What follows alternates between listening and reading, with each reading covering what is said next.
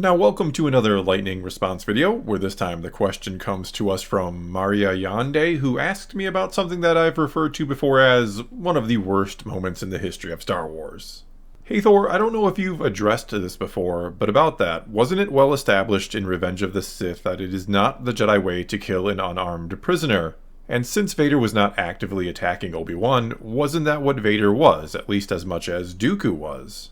I do not remember if Obi-Wan left Vader's ship on the planetoid in working condition at the end, but I think leaving Vader again similar to how he left him on Mustafar, perhaps after making sure he had no way to escape, would be the only thing a true Jedi could really do, although I admit if he did not do that, he ought to at least make sure that there was no way Anakin could escape, and I'm not sure if he knew Anakin could find a way off.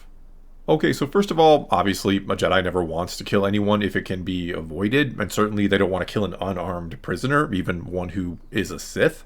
And in the case of both Dooku and Palpatine in Revenge of the Sith, they were indeed defeated, held at lightsaber point, and could have been taken prisoner and essentially brought to justice. They could have been taken somewhere secure, held for trial, then gone through the whole process, and their fate would have been decided that way.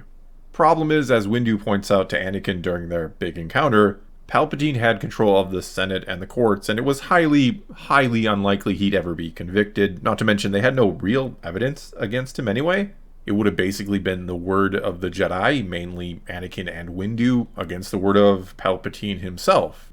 And as we've seen, mainly in the Clone Wars, public opinion was turning against the Jedi as the war went on, so this likely wouldn't have been viewed very well in the eyes of the average citizen. This would have not gone very well for the Jedi, a long extended trial against Palpatine essentially.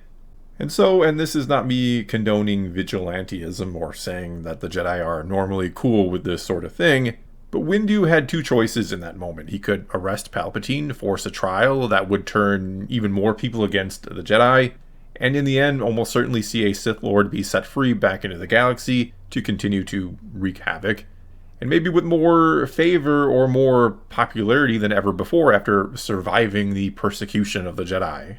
Or Windu could have done what he had to do and executed him and rid the galaxy of the Sith right there and then, though open a whole other can of worms considering a Jedi had just, especially from the outside looking in, they just assassinated the Supreme Chancellor and were now going to try and take control of the Senate. And so what Windu decides to do is, you could again say or argue, what he had to do. He rid or was going to rid the galaxy of the Sith and hoped the rest of it worked out in time. He hoped that the Jedi would be able to somehow prove their case against Palpatine, and as soon as possible, no doubt, find a new Chancellor and restore all the power back to the Senate. And even if public opinion turns against the Jedi and they're basically outlawed or exiled, at least there ain't any more Sith in the galaxy. Moving on to Anakin and Dooku though, well that's a rather different scenario. As far as Anakin knew, especially with Dooku disarmed and completely at his mercy, there was no need to kill him, in theory, because yeah, let's keep in mind they were still on an enemy ship. But in theory, there's no reason Anakin couldn't have simply arrested Dooku and then taken him and had him held somewhere. No reason why Anakin would think that Dooku wouldn't have received a fair trial from the Republic. In other words, Anakin screws up here or is goaded into killing Dooku by Palpatine as part of his larger machinations and his plan to turn Anakin to the dark side. Then when it comes to Obi-Wan and Vader and starting with their first encounter on Mustafar, well in that case, at the end of it, Obi-Wan isn't letting Anakin live as much as he's, if we're being brutally honest, he's letting him suffer before he dies. Obi-Wan is not thinking that Anakin is going to survive that and be stranded there. He doesn't think he's going to survive missing a bunch of limbs on the shores of a lava river that he's just been burnt to a crisp by. Though maybe he should have considered the possibility considering what he saw Maul survive. Regardless, Obi-Wan's hoping here that Yoda has defeated Palpatine, and then assuming indeed no one is coming for Anakin, which Obi-Wan would probably assume, he'll again die right here and now, and that'll be the end of it.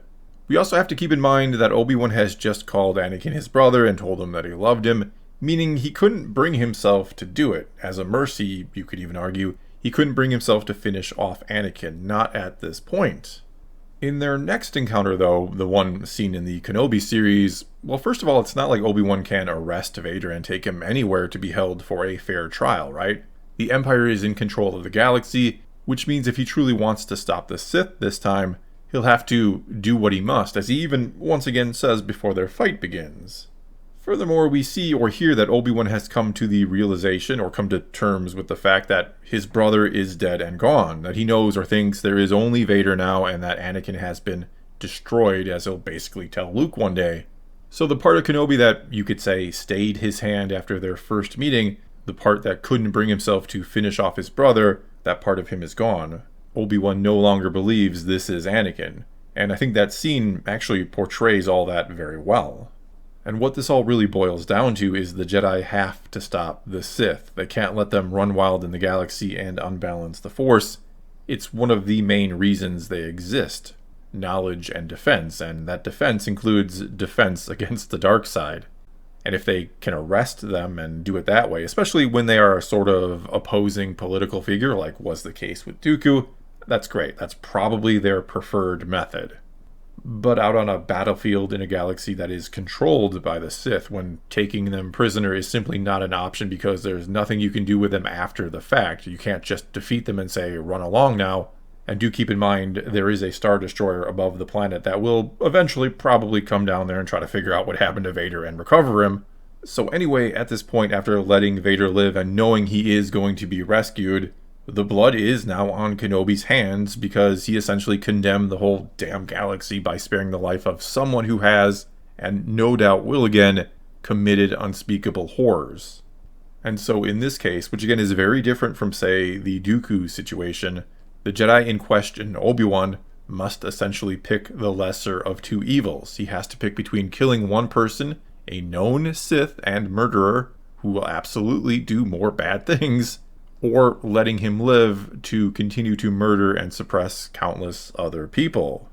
And the reason why that scene is so awful is because Obi-Wan knows and understands exactly that. He knows what letting Vader live will lead to.